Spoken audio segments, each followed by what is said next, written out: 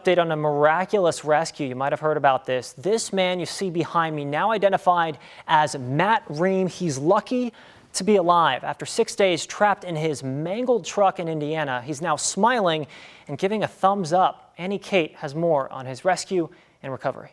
That nearly unrecognizable clump of shiny crushed metal, now surrounded by rescuers, is a pickup truck tucked just out of passing view beneath a Portage, Indiana interstate overpass. The mangled truck went unnoticed for days. One more day and something could have been very different here. This afternoon, Mario Garcia and his son-in-law Navardo spent the afternoon scouring hidden fishing spots.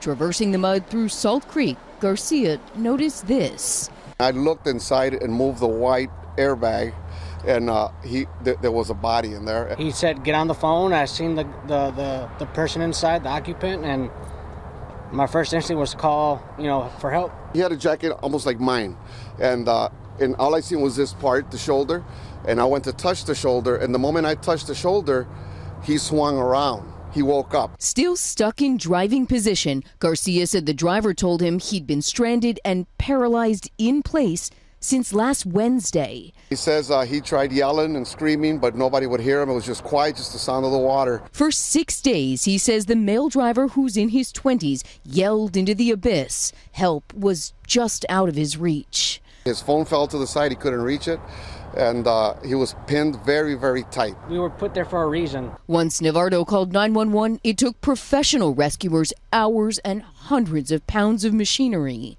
And they had a very difficult time getting down into the creek area with their equipment to basically to cut him out and remove him. From there, it was a multi-team uphill balancing act to get the still unidentified driver into an ambulance and then a helicopter. By the grace of 2 curious local fishermen, that male driver finally made it out of the interstate embankment alive.